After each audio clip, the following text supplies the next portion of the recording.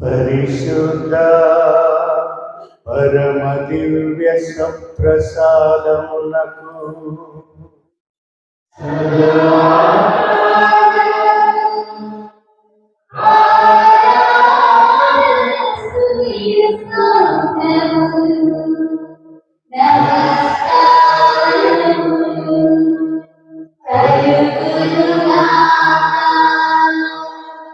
పితా పుత్ర పవిత్రాత్మ మహిమా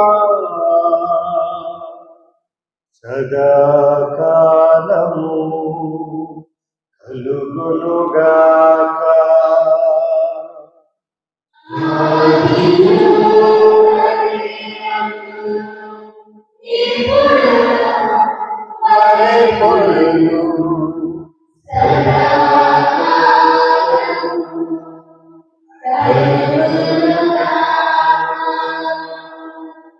పరిశుద్ధ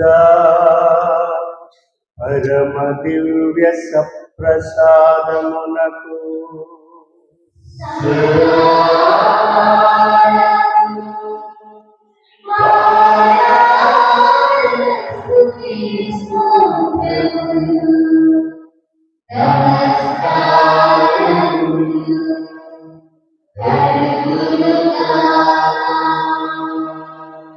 పితా పుత్ర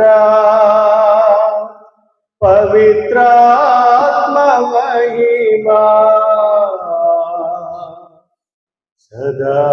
సదాకాలము కలుగునుగాక.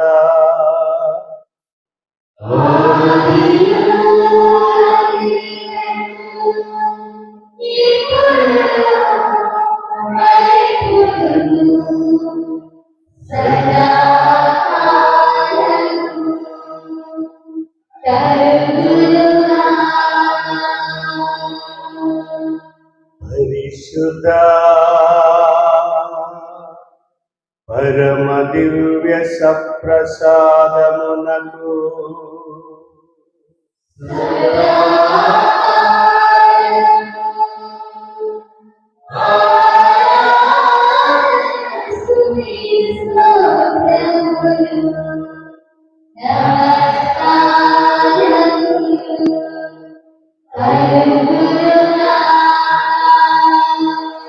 పితా పుత్ర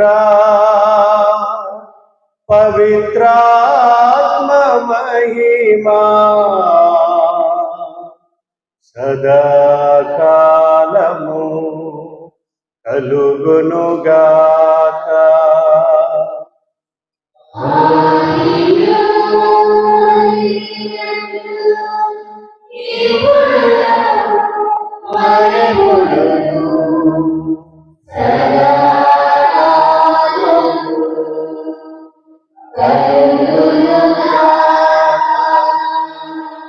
హల్లెలూయా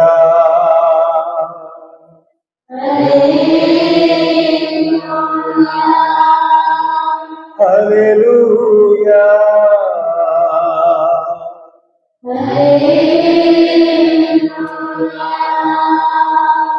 హల్లెలూయా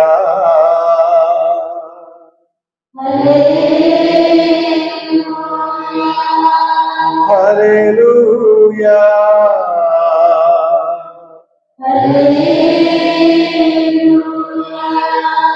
హల్లెలూయా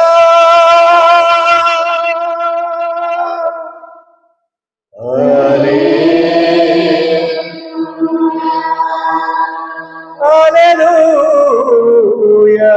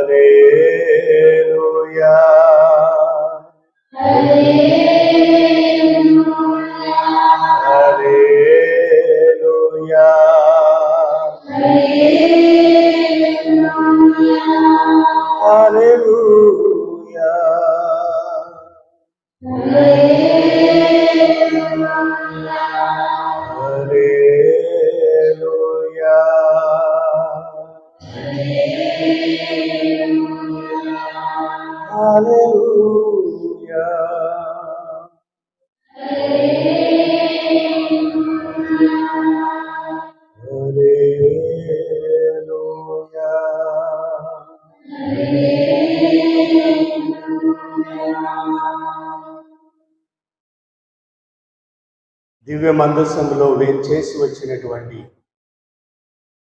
ఆ యేసునాథుని, ఆ యేసయ్యను మన విశ్వాసమైనటువంటి నేత్రాలతో ఒక్కసారి ఆయన వంక కనులో ఉంచి చూడండి. ఎవరైతే ఆయనపై కేంద్రీకరిస్తారో, ఎవరి యొక్క హృదయాలు, ఎవరి యొక్క మనస్సులు, ఎవరి యొక్క ఆత్మలు ఆయనపై కేంద్రీకరిస్తారో ఆయనలో లీనమవుతారు. మన దేవుడు మాట్లాడేటువంటి దేవుడు. మన దేవుడు ఆలకించేటువంటి దేవుడు. మన దేవుడు మనతో తన వాక్యాన్ని పంచుకునేటువంటి దేవుడు. ఈ యొక్క పవిత్ర సమయాన్ని, ఈ యొక్క పవిత్ర గడియను, ఈ యొక్క పవిత్రమైనటువంటి అవకాశాన్ని ఇదిగో మన మధ్యలో మనతో పాటు ఈ దివ్య మందస్సములో ఉన్నటువంటి యేసయ్యను ఆరాధిద్దాం, ఆయన్ని స్తుతించుదాం, మహిమపరుచుదాం. అన్నీ మన మంచికి, మన మేలుకి.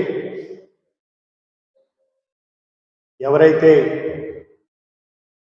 అనేకమైనటువంటి వేదనలతో, అనేకమైనటువంటి ఆలోచనలతో, కోరికలతో ఎవరైతే దేవుని సన్నిధానికి వచ్చారో వారి యొక్క విన్నపాలను గురించి మనం ప్రార్థిద్దాం. ఎవరి కుటుంబంలో అశాంతి, అలజడ, అనేకమైనటువంటి ఒత్తిళ్లతో దేవుని సన్నిధానానికి వచ్చి యేసయ్యను మొరపెట్టుకోవడానికి వచ్చినటువంటి తల్లులను జ్ఞాపకం చేసుకున్నాం. అనారోగ్యంతో బాధపడుతున్నటువంటి వారందరినీ పవిత్రమైనటువంటి యేసయ్య హస్తాలతో తాకమని యేసయ్యను ప్రార్థిద్దాం. ఎవరి కుటుంబాల్లో అయితే అలజడులు, ఒత్తిళ్లు, అనేకమైనటువంటి విపత్తులతో బాధపడుతున్నటువంటి వారందరి కోసం ప్రార్థిద్దాం. మన బిడ్డల కోసం ప్రార్థిద్దాం. మన యువతి యువకుల కోసం ప్రార్థిద్దాం.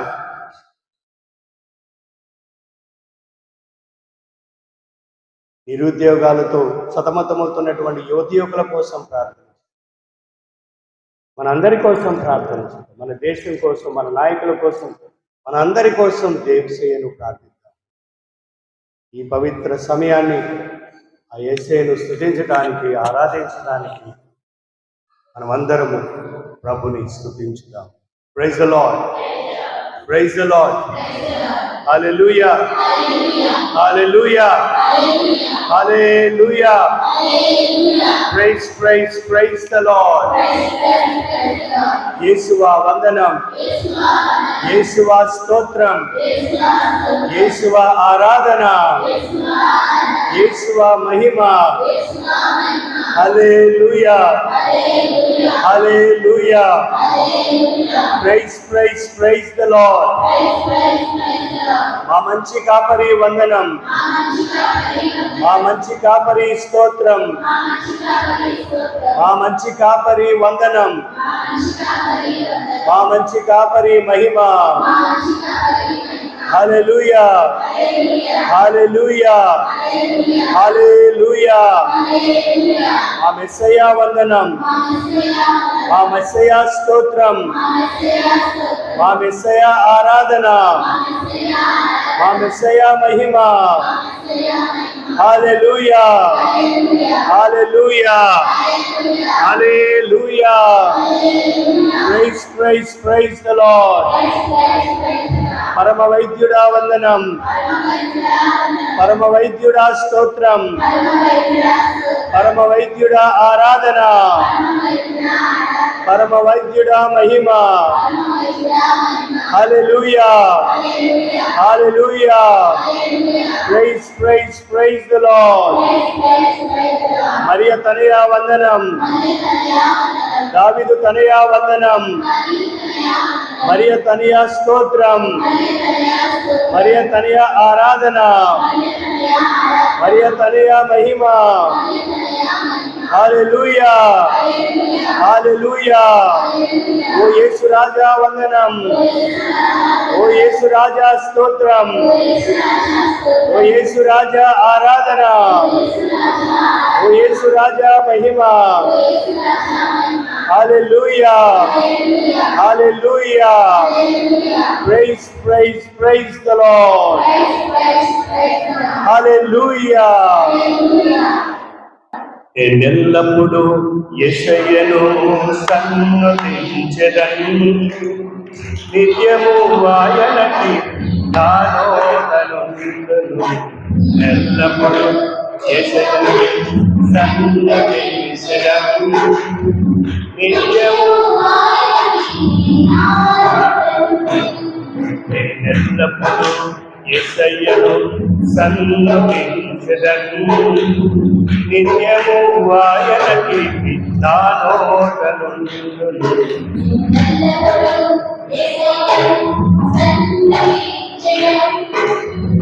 నిత్యము ఆయనకి నా నోటనుండును. అంతా నా దేవుడే, ఆరాధన యేసుకే. అంతా నా మంచికే, తన చిత్తమును తన మంచికే, చిత్తమును తన మంచికే. ఆరాధన యేసునామము, ఆరాధన యేసునామము. అంతా నా దేవుడే, ఆరాధన యేసుకే. అంతా నా మంచికే, తన చిత్తమును తన మంచికే. ఆరాధన యేసునామము, ఆరాధన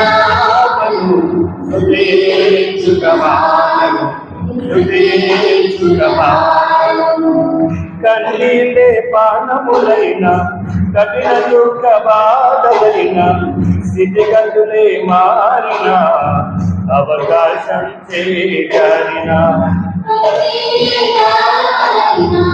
కఠిన దుఃఖ బాధలైన, అవకాశం చేకరిన.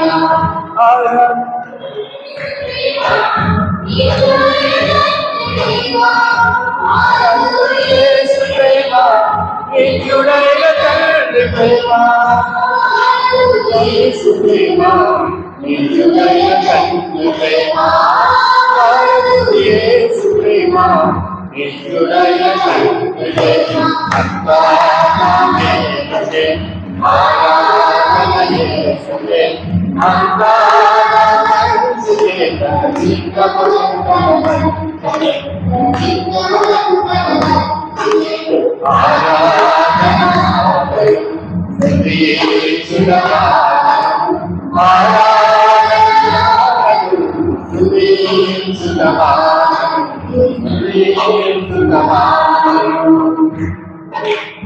ఆరాధన ఆపదు యేసునామము, ఆరాధన ఆపదు యేసునామము. Praise the Lord. Praise the Lord. Praise, praise, praise the Lord. Hallelujah. Hallelujah. ప్రియమైనటువంటి సహోదరి సహోదరులారా, ఈరోజు ప్రత్యేకంగా 11వ కీర్తన గురించి ధ్యానించుకున్నాం. 11వ కీర్తన, ఆ కీర్తనలో ఉన్నటువంటి ఆ భావాలు, కీర్తనకారులు ఏ విధంగా అయితే దావీదు మహారాజు, దావీదు రాజు ఏ విధంగా శత్రువులు తనపై దండెత్తి వచ్చినప్పుడు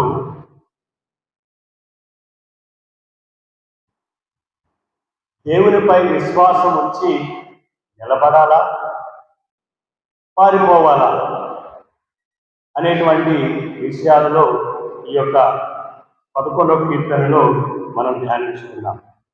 ఈ కీర్తన 11వ కీర్తన ఈరోజు ప్రత్యేకంగా ఈ యొక్క కీర్తనలో మనం ధ్యానించవలసింది నిలబడాలా, పారిపోవాలి. నిలబడితే ఎవరితో నిలబడాలి, పారిపోతే ఎవరితో పారిపోవాలి. ఈరోజు ఈ యొక్క కీర్తనలో ఈ రెండు విషయాల గురించి మనం ధ్యానించుకుందాం. మొదటి వచనాన్ని చదువుకుందాం. నేను ప్రభు శరణుజొచ్చి ఉన్నాను, నీవు పక్షి వలె కొండలకు పారిపోమని మీరు నాతో చెప్పేందుకు ఒక మొదటి వచనం. చూడండి ప్రియమైనటువంటి సహోదరి సహోదరులారా, దావీదు మహారాజుపై అనేకమైనటువంటి శత్రు సైన్యాలు దండెత్తి వచ్చినప్పుడు కొంతమంది స్నేహితులు ఆయనకు ఈ వాక్యాన్ని పలుకుతూ ఉన్నారు. శత్రువులు నిన్ను దండెత్తడానికి వస్తూ ఉన్నారు, శత్రువులు నిన్ను నాశనం చేయడానికి, నిన్ను మట్టు కలపడానికి అనేకమంది సైన్యంతో వస్తూ ఉన్నారు. తన యొక్క స్నేహితులు ఆయనకు ఈ విధంగా సలహా ఇస్తూ ఉన్నారు. ఏమని సలహా ఇస్తున్నారంటే, నీవు పక్షి వలె కొండలకి పారిపో, నువ్వు పక్షి వలె ఎగురుకుంటూ కొండలకి పారిపో, దూరంగా పారిపో, నిన్ను నీవు కాపాడుకో అని కొంతమంది స్నేహితులు ఆయనకి సలహా ఇస్తూ ఉన్నారు ఈ యొక్క మొదటి వచనంలో.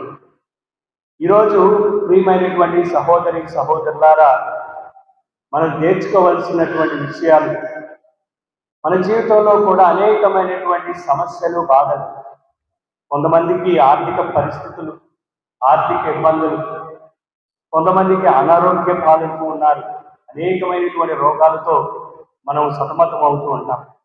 కుటుంబంలో అనేకమైనటువంటి ఒడిదుడుకులు వస్తూ ఉన్నాయి, అనేకమైనటువంటి సమస్యలతో మనం అందరం సతమతం అవుతూ ఉన్నాం. అప్పుడు ఈ యొక్క బాధలను, ఈ యొక్క విపత్తుల నుండి మనం పారిపోవాలా? కొంతమంది చాలా మంది మనకి సలహాలు ఇస్తూ ఉంటారు. ఈ యొక్క ముఖ్యంగా సైతానుడు ప్రలోభ పెడుతూ ఉంటాడు మనల్ని. చూడండి, దావీదు మహారాజు ఏ విధంగా అయితే తన స్నేహితులు ఆయనను ప్రలోభ పెడుతూ ఉన్నారు. మనము ఈ యొక్క కీర్తనలో 3 ముఖ్యమైనటువంటి విషయాలను మనం ధ్యానించుకున్నాం. మొట్టమొదటిది, దావీదు తీరు ఏ విధంగా ఉంది, దావీదు యొక్క ప్రవర్తన ఏ విధంగా ఉంది, దావీదు యొక్క పద్ధతి మొట్టమొదటిగా మనము ధ్యానించుకున్నాం. మొట్టమొదటిది, దావీదు తీరు ఎలా ఉంది. శత్రు సైన్యము, బాధలు అనేకమైనటువంటి వచ్చినప్పుడు ఆయన యొక్క పరిస్థితి, ఆయన యొక్క ప్రవర్తన ఏ విధంగా ఉందో మనం ధ్యానించుకున్నాం. రెండవది, శత్రువుల యొక్క తీరు ఏ విధంగా ఉంది. రెండవది మనం ధ్యానించవలసింది శత్రువుల యొక్క తీరు ఎలా ఉంది. మూడవది, దేవుని యొక్క ప్రవర్తన ఎలా ఉంది. ఈ 3 ముఖ్యమైనటువంటి విషయాల గురించి మనం ధ్యానించుకున్నాం. మొట్టమొదటిది, దావీదు యొక్క ప్రవర్తన, దావీదు యొక్క తీరు ఎలా ఉందో మనం గమనించినట్లయితే, ప్రియమైనటువంటి సహోదరులారా, దావీదు మనం జీవితంలో మనం చూసినట్లయితే, దావీదు మహారాజు రాజు కాక మునుపు ఆయన జీవితంలో దేవుని ఏ విధంగా విశ్వసించాడో మనము, చిన్నబాలుడైనటువంటి దావీదు గొలియాతుని ఏ విధంగా ఎదుర్కొన్నాడో మనకందరికీ తెలుసు. చిన్నబాలుడైనటువంటి దావీదు తన శక్తి సామర్థ్యాల మీద ఆధారపడ్డాడా, తన తెలివితేటల మీద ఆధారపడ్డాడా? గొలియాతును ఎదిరించడానికి, గొలియాతును హతమార్చడానికి ఎవరిపై ఆధారపడ్డాడంటే, మనం ఇక్కడ మొదటి సాముయేలు 17వ అధ్యాయము 45వ వచనంలో మనం చూసినట్లయితే, మొదటి సాముయేలు 17వ అధ్యాయము 45వ వచనం చూడండి. దావీదు చూడండి, నీవు కత్తి ఈటె బాకు గైకొని నా మీదకు వచ్చితివి, కానీ నేను సైన్యములకు అధిపతి అయిన యావే పేరట నేడు నీవు నిందించిన ఇశ్రాయేలు సైన్యముల దేవుని పేరట నేను వచ్చి తిని అని చెప్తూ ఉన్నాడు. Praise the Lord, praise the Lord. చూడండి ప్రియమైనటువంటి సహోదరి సహోదరులారా, దావీదు గొలియాతును ఎదిరించడానికి, గొలియాతును హతమార్చడానికి ఆయన సైన్యాలకు అధిపతి అయినటువంటి యావే మీద ఆధారపడ్డాడు. ఆయన శక్తి సామర్థ్యాల మీద, దేవుని శక్తి సామర్థ్యాల మీద ఆధారపడ్డాడే కానీ తిరిగి వాళ్ళగా పారిపోలేదు. మరి మన జీవితంలో అనేకమైనటువంటి ఒత్తిళ్ళు బాధలు వచ్చినప్పుడు మనము నిలబడాలా, పారిపోవాలా, మనల్ని మనం పరీక్షించుకోవాలి. దావీదు వలె దేవునిపై ఆధారపడి జీవించాలి. దేవుని యొక్క శక్తిని పొందినటువంటి వారు మనము గ్రహించాలి. దేవుడే నాతో ఉంటే నేను ఇంకా ఎందుకు భయపడాలి? అందుకనే పునీత పౌలుడు రోమీయులకు రాసిన లేఖ 8వ అధ్యాయము 31వ వచనంలో పునీత పౌలుడు ఈ విధంగా చెప్తూ ఉన్నాడు. పునీత పౌలుడు రోమీయులకు రాసిన లేఖ 8వ అధ్యాయము 31వ వచనం, ఇవి అన్నీ తెలిసిన మనము ఏమందుము, దేవుడు మన పక్షమున ఉన్నచో ఇక మనకు విరోధి ఎవరు? చూడండి ప్రియమైనటువంటి సహోదరి సహోదరులారా, దేవుని మన పక్షమున ఉన్నట్లయితే, సైన్యాలకు అధిపతి అయినటువంటి రారాజు అయినటువంటి యేసయ్య మన పక్షాన ఉన్నట్లయితే మనము దేనికని భయపడాలి? ఏ విషయం గురించి మనము బాధపడాలి? మన సైన్యాలకు అధిపతి అయినటువంటి యేసయ్య ఇదిగో ఈ దివ్య మందస్సములో రారాజుగా మనందరి కోసం ఆయన వేచేసి వచ్చినటువంటి యేసయ్యను మన చెంత ఉన్నట్లయితే, మనతో ఉన్నట్లయితే మనం దేనికి భయపడాలో ఒకసారి ఆలోచించండి ప్రియమైనటువంటి సహోదరులారా.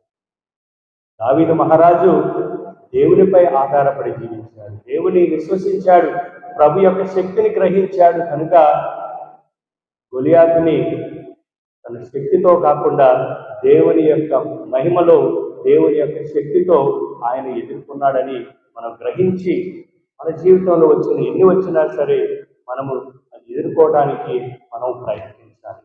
మరి దావీ యొక్క ప్రవర్తన ఉందంటే దేవునిపై ఆధారపడి జీవించాడు. మరి మన యొక్క ప్రవర్తన ఏమిటి? మన యొక్క ఆలోచన ఏమిటి? మన జీవితంలో అనేకమైనటువంటి అందరి జీవితంలో అనేకమైనటువంటి ఒత్తిళ్ళు ఉన్నాయి. ఎవరి జీవితంలో అంత సాధ్యంగా ఉన్నటువంటి కుటుంబాలు ఎవరూ లేరు. ప్రతి ఒక్క జీవితంలో వ్యక్తిగత పరంగా, కుటుంబ పరంగా అనేకమైనటువంటి ఒత్తిళ్ళు మనలో ఉన్నాయి, అనేకమైనటువంటి బాధలను ఎదుర్కొంటూ ఉన్నాం. మరి అటువంటి పరిస్థితిలో మనము నిలబడాలి. ఎవరి పక్షాన నిలబడాలి?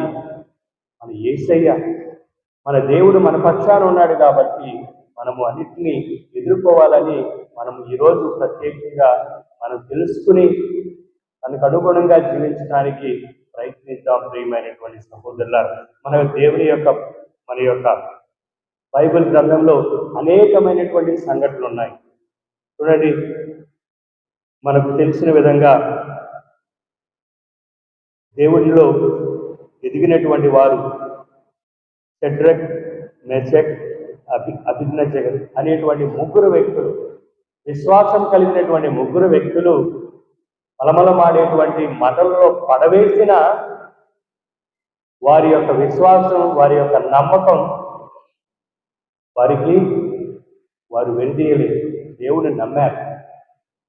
వారి జీవితం నశించిపోయినా, మలమలమాడేటువంటి మంటలో కాలిపోయినా పర్వాలేదు, దేవునికి విరుద్ధమైనటువంటి పనులు మేము చేయమని ఒక విశ్వాసంతో ముగ్గురు వ్యక్తులు నిలబడినటువంటి తీరును మనం గ్రహించి మనం కూడా ఆ రీతిలో జీవించడానికి, నమ్మకంతో విశ్వాసంతో ప్రభువుపై జీవించడానికి మనం ప్రయత్నించాలి ప్రియమైనటువంటి సహోదరులారా.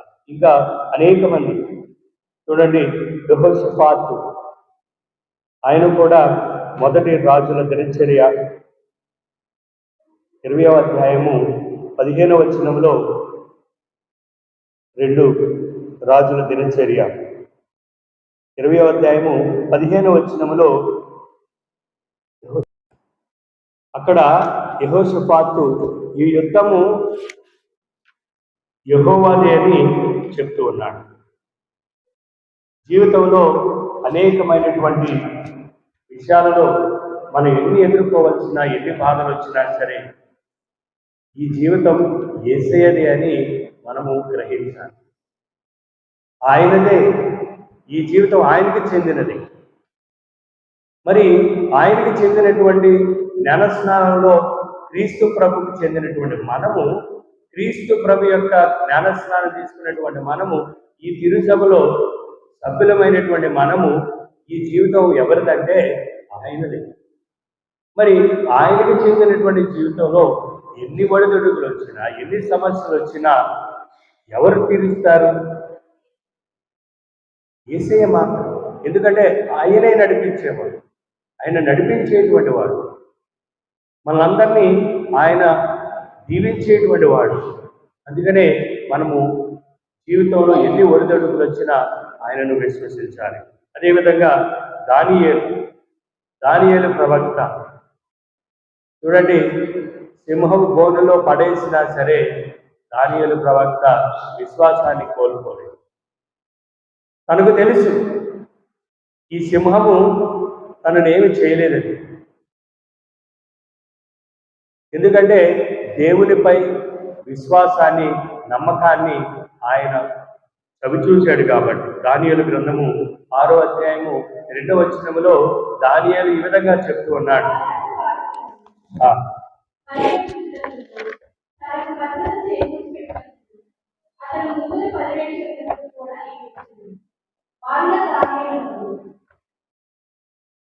అప్పుడు దానియేలు దేవునిపై మొరపెట్టుకున్నాడు, దేవుని విశ్వసించాడు, దేవుని యొక్క శక్తిని గ్రహించాడు. తనను ఈ యొక్క సింహపు బోనులో పడవేసిన యావే తనను రక్షిస్తాడని, రక్షించేటువంటి దేవుడు, రక్షక కవచములాగా ఆయనను సంరక్షిస్తాడని గ్రహించినటువంటి వ్యక్తి దానియేలు. దానియేలు యొక్క ప్రవర్తన దేవునిపై విశ్వాసం కలిగినటువంటి ప్రవర్తనగా ఉంది. దానియేలు తీరు ఏ విధంగా ఉందంటే దేవునిపై నమ్మకం కలిగినటువంటి విశ్వాసుడిగా ఉన్నాడు. ప్రియమైనటువంటి సహోదరులారా, మరి మన జీవితం ఏమిటి? నా తీరు ఏమిటి? నా ప్రవర్తన ఏమిటి? నేను కూడా దానియేలులాగా, దావీదులాగా, యెహోషాపాతులాగా దేవునిపై నమ్మకము కలిగి, విశ్వాసం కలిగి జీవిస్తూ ఉన్నానా లేదా అని మనం మొట్టమొదటిగా ఆలోచించాలి. ఈ కీర్తనలో మనం చదువుకునే విధంగా. అదేవిధంగా రెండవది ప్రియమైనటువంటి సహోదరులారా, శత్రువుల యొక్క తీరు ఏ విధంగా ఉంది?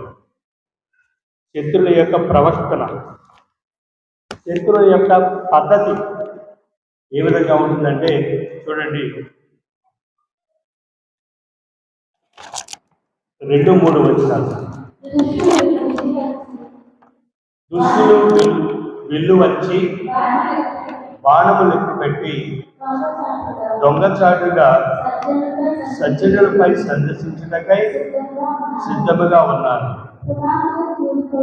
పునాదులే కూలిపోయినప్పుడు సజ్జనులు ఏమి చేయగలరు అని మీరు నాతో నుడవలెను. చూడండి ప్రియమైనటువంటి సహోదరులారా, ఇక్కడ సజ్జనులు అంటే దేవునిపై నమ్మకం లేనటువంటి వారు. శత్రువులు ఎవరంటే మన యొక్క నాశనాన్ని కోరుకునేటువంటి వారు, మన యొక్క పతనాన్ని కోరుకునేటువంటి వారు, ఎవరైతే అసూయతో అనేకమైనటువంటి విషయాలలో కోరుకున్నటువంటి వారు ఎవరున్నారంటే, చూడండి, సౌలు మహారాజు దావీదుపై ఈర్ష్య పెంచుకున్నాడు. దావీదు దేవుని చేత దీవించబడ్డాడు, ప్రజల చేత ఆదరాభిమానాలు పొందుతూ ఉన్నాడు, గొప్ప రాజుగా ఎదుగుతూ ఉన్నాడనేటువంటి దావీదు మహారాజును చూసి సౌలు ఏం చేశాడు? ఈర్ష్యపడ్డాడు, శత్రువుగా తయారయ్యాడు, దావీదును చంపడానికి ప్రయత్నించాడు. ఎందుకని? ఈర్ష్య. మన జీవితంలో కూడా మనం కొంతమందికి శత్రువులు అవుతూ ఉన్నాం, అవునా? ఎప్పుడైతే మనలో ఈర్ష్య, అసూయ, ఇంకా ఇతరమైనటువంటి విషయాలు మనలో ఉన్నట్లయితే మనం కూడా శత్రువులుగా తయారవుతున్నాం. నేను ఇతరులకు శత్రువులుగా తయారవుతూ ఉన్నానా లేదా అని మనం ఒకరినొకరు పరీక్షించుకోవాలి. మనలో కూడా చాలా మందిలో శత్రుత్వం ఉంది, ఒకరంటే ఒకరికి పడదు, అసూయ, స్వార్థం, కుళ్ళు, ఇంకా ఇతరమైనటువంటి తల్లిదండ్రులను గౌరవించం, దేవుడు అంటే భయభక్తులు ఉండవు, సమాజం అంటే గౌరవం ఉండదు, సమాజంలో ఉన్నటువంటి ప్రజల మీద మనకి ఏమాత్రము గౌరవము, ఏమాత్రము అభిమానాలు ఉండవు. మరి అటువంటి పద్ధతిలో మనం జీవించినట్లయితే మనం కూడా శత్రువులు. మరి అటువంటి శత్రువులు ఏ విధంగా ఉంటారంటే, దేవుని యొక్క వాక్యం చెప్తుంది, దుష్టులు విల్లు వంచి బాణం పెట్టి దొంగచాటుగా సజ్జనులపై సంతోషించుటకై సిద్ధముగా ఉన్నారు. చూడండి, మంచి వారిని నాశనం చేయడానికి, మంచిగా పేరు ప్రఖ్యాతులుగా జీవించే వారిని నాశనం చేయడానికి శత్రువులు అనేటువంటి వారు, ఇటువంటి ఈర్ష్య, ఇటువంటి భావాలు కలిగినటువంటి వారు శత్రువులుగా తయారవుతారని దేవుడు వాక్యం. మరి నా యొక్క పద్ధతి ఏ విధంగా ఉంది, నా యొక్క జీవిత విధానం ఏ విధంగా ఉందో మనం పరీక్షించుకోవాలి. ప్రియమైనటువంటి, మరి నేను కూడా శత్రువుగా తయారవుతున్నానా? నేను కూడా ఇతరులపై అసభ్యంగా, ఇతరుల గురించి అసభ్యంగా మాట్లాడుతూ ఉన్నాను, ఇతరుల గురించి నేను చెడ్డగా మాట్లాడుతూ ఉన్నాను, ఇతరుల యొక్క విషయాలను నేను చెడ్డగా మాట్లాడడానికి ప్రయత్నిస్తూ ఉన్నాను. అయితే నేను కూడా శత్రువు. తద్వారా ప్రియమైనటువంటి సహోదరులారా, నా యొక్క విధానం ఏదో పరీక్షించుకోవాలి. చివరిగా దేవుని యొక్క ప్రవర్తన, దేవుని యొక్క తీరు చూడండి. 4వ వచనం నుండి, ప్రభువు తన పవిత్ర మధ్యమున ఉన్నాడు, ఆయన సింహాసనము ఆకాశము ఉన్నది, ఆయన భూలోకం మీదికి దృష్టి ప్రసరించి ఉన్నాడు, ఆయన కళ్ళు ప్రజలందరినీ పరిశీలించి చూచును. చూడండి, praise the Lord, praise the Lord. ఆయన కళ్ళు నన్నందరినీ పరిశీలించి చూడు, మనందరినీ పరిశీలించి చూసేటువంటి వాడు, మనందరినీ తన దృష్టితో ప్రసరింప చేసేవాడు. ఎప్పుడు ఆయన దృష్టి మనపై కేంద్రీకరమైంది. ఆయన తన దృష్టితో మనం చూసేటువంటి వాడు. ఎవరు ఆయన దృష్టి నుండి తప్పించుకోలేరు. సర్వశక్తి కలిగినటువంటి దేవుడు, ఆయనే alpha omega, beginning and end. మరి అటువంటి సర్వశక్తి కలిగినటువంటి దేవుని యొక్క ఆయన యొక్క ప్రవర్తన ఏమిటంటే, ఆయన యొక్క తీరు ఏమిటంటే, ప్రియమైనటువంటి సహోదరులారా, మనకందరికీ తెలుసు దేవుని యొక్క ప్రవర్తన, దేవుని యొక్క తీరు మనల్ని కరుణించు, మనల్ని ప్రేమించడం, మనల్ని ఆశీర్వదించటమే. మన కోసం ఆయన ఎదురు చూసేటువంటి దేవుడు. ఒక తండ్రి తప్పిపోయినటువంటి కుమారుడు కోసం ఏ విధంగా అహర్నిశలు ఎదురు చూస్తూ ఉన్నాడో అటువంటి దేవుడు మన యేసు. మనందరి పరివర్తన కోసం, మనందరి మారు మనసు కోసం ఎదురు తెగలు చూసేటువంటి దేవుడు ఆయన యొక్క తీరు అలాంటిది.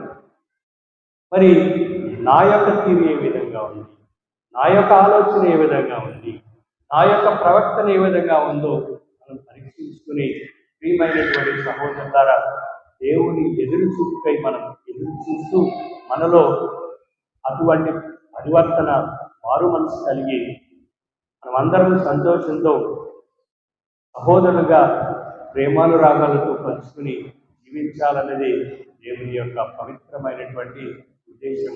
ప్రియమైనటువంటి సహోదరుల, చూడండి 5వ వచనం,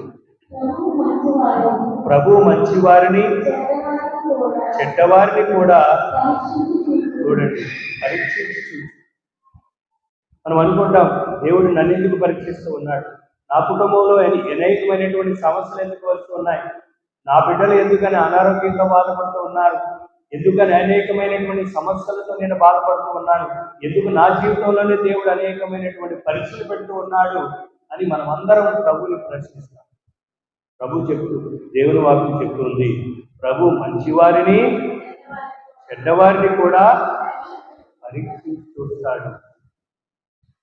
వాళ్ళందరినీ పరీక్షిస్తాడు.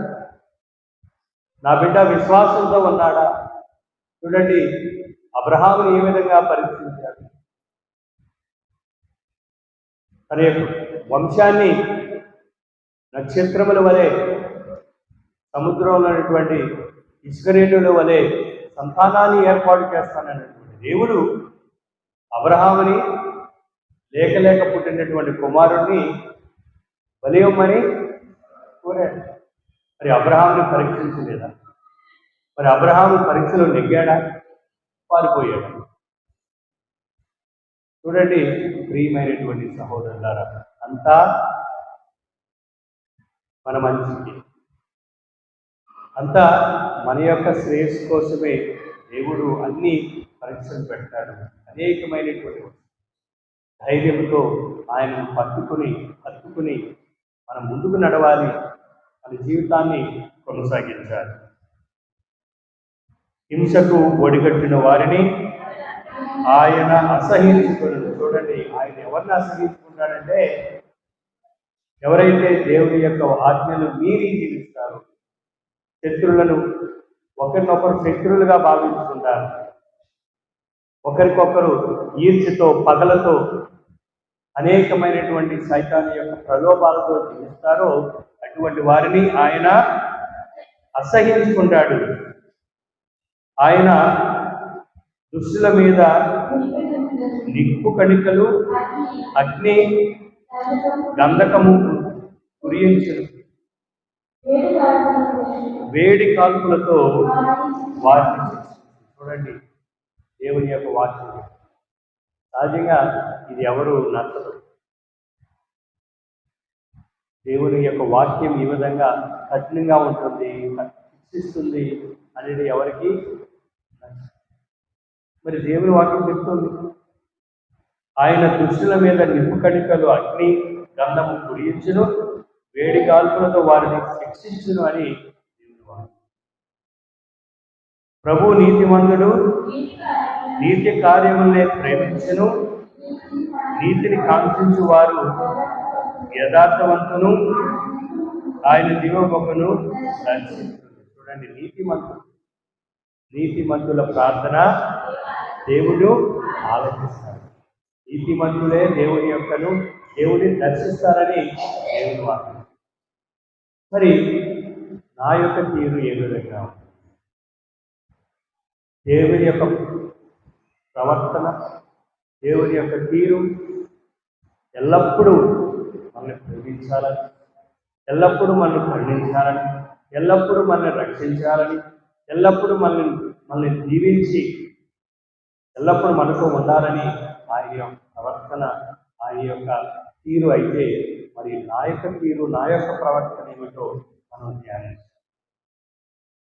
మరి దేవుని ప్రేమించేవారు, దేవుని కృపలో జీవించేవారుగా జీవించడానికి నేను తయారుగా ఉన్నానా, లేకపోతే శత్రువులుగా నేను మారుతూ ఉన్నానా?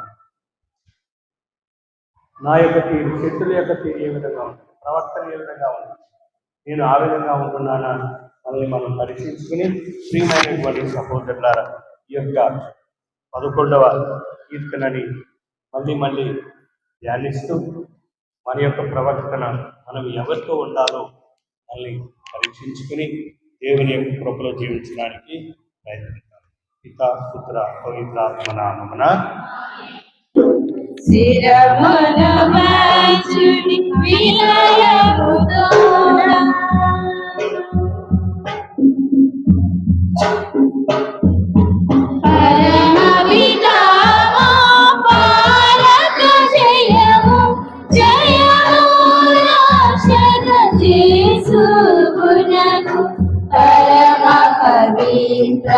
సిరులు శాంతి యుగ యుగములకు స్తుతి కలుగును.